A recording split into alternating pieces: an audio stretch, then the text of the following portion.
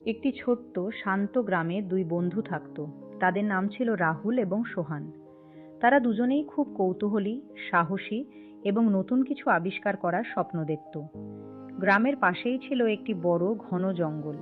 সেই জঙ্গল নিয়ে গ্রামের মানুষের মধ্যে অনেক রহস্যময় গল্প প্রচলিত ছিল। অনেকেই বলতো বহু বছর আগে এক রাজা সেই জঙ্গলের গভীরে তার গুপ্তধন লুকিয়ে রেখে গিয়েছিলেন। শোনো সবাই, এই জঙ্গলের ভেতরে অনেক বছরের আগে এক রাজা তার সব সোনা, রত্ন আর ধন সম্পদ লুকিয়ে রেখেছিল। অনেক মানুষ সেই গুপ্তধন খুঁজতে গিয়েছে, কিন্তু কেউ আর ফিরে আসেনি। তাই তোমরা কেউ ওই জঙ্গলে যেও না। বৃদ্ধের এই গল্প শুনে রাহুল আর সোহানের মনে কৌতূহল আরো বেড়ে গেল। সোহান, তুই কি কখনো ভেবেছিস যদি আমরা সত্যি সেই গুপ্তধনটা খুঁজে পাই? ভাব তো, কত বড় একটা আবিষ্কার হবে। আমরা শুধু নিজেরাই ধনী হব না, পুরো গ্রামকেই সাহায্য করতে পারবো। রাহুল, কথা শুনতে খুব ভালো লাগছে, কিন্তু জঙ্গলটা খুব ভয়ঙ্কর। সেখানে বন্য প্রাণী থাকতে পারে, অদ্ভুত ফাঁদ থাকতে পারে। তবুও যদি আমরা খুব সাবধানে যাই, তাহলে হয়তো চেষ্টা করা যেতে পারে। তাহলে ঠিক হয়ে গেল, কাল সকালেই আমরা জঙ্গলে যাব। আমরা সাহস করে চেষ্টা করব। কে জানে, হয়তো ভাগ্য আমাদের দিকেই আছে। পরের দিন সকালবেলা সূর্য ওঠার আগেই রাহুল আর সোহান জঙ্গলের দিকে রওনা দিল।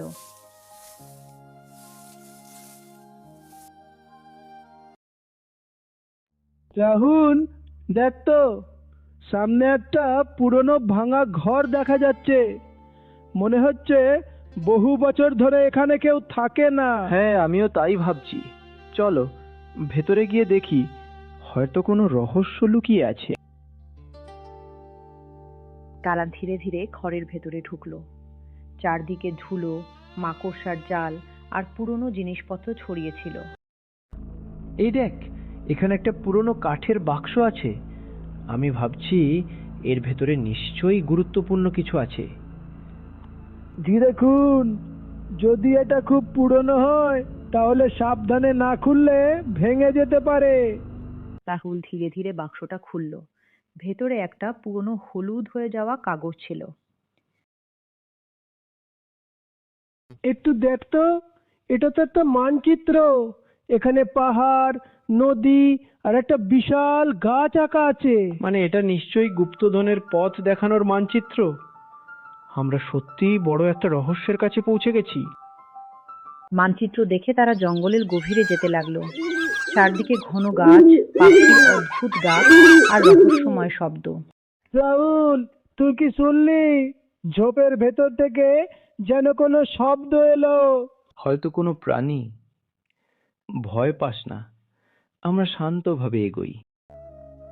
কিছুক্ষণ পরে তারা একটি বড় নদীর সামনে পৌঁছালো।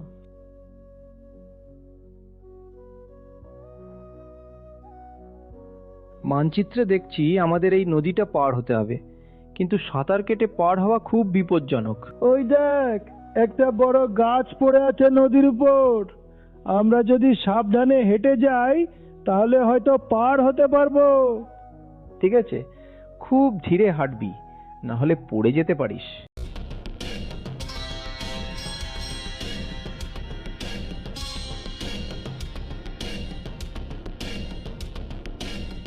কিন্তু তারা জানতো না, গ্রামের এক লোভী মানুষ করিম অনেকক্ষণ ধরে তাদের অনুসরণ করছিল।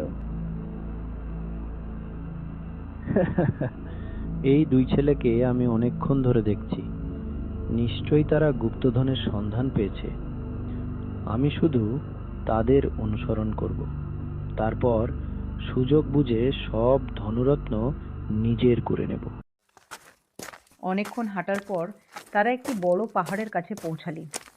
পাহাড়ের গায়ে একটি অন্ধকার গুহা দেখা গেল। রাহুল, মানচিত্রে যে চিহ্নটা ছিল ঠিক এই জায়গার মতোই দেখাচ্ছে। হ্যাঁ, আমারও তাই মনে হচ্ছে। মনে হয় গুপ্তধন এখানেই লুকানো আছে। গুহার ভেতরে ঢুকে তারা একটি বিশাল পাথরের দরজা দেখতে পেল।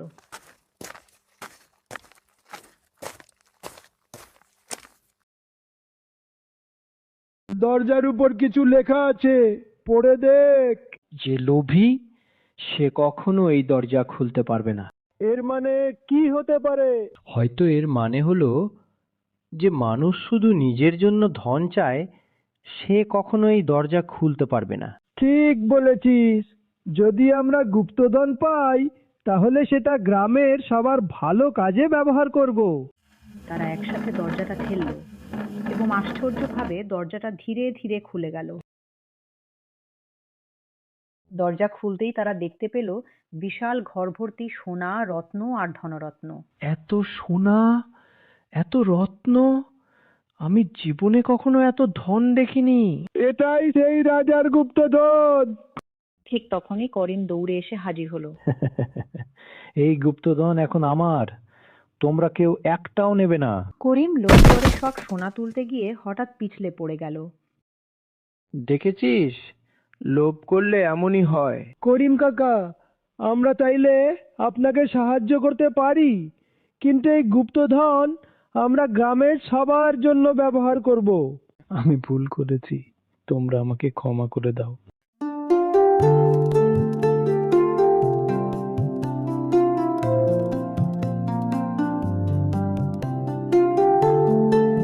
রাহুল আর সোহান সেই গুপ্তধনের টাকা দিয়ে গ্রামের স্কুল বানালো, রাস্তা মেরামত করলো আর গরিব মানুষদের সাহায্য করলো। তোমরা শুধু গুপ্তধনই পাওনি, তোমরা পুরো গ্রামের ভালোবাসা জিতেছো। লোভ মানুষকে অন্ধ করে দেয়, কিন্তু যে মানুষ নিজের সুখের পাশাপাশি অন্যের সুখের কথাও ভাবে, সেই মানুষই সত্যিকারের ধনী। আজকের গল্পটা যদি ভালো লেগে থাকে তাহলে ভিডিওটা একটা লাইক দিও আর কমেন্ট করে জানাও তোমাদের কেমন লাগলো। আর এমন আরো মজার গল্প দেখতে চ্যানেলটা সাবস্ক্রাইব করে পাশে থাকা বেল আইকনটা অন করে দাও।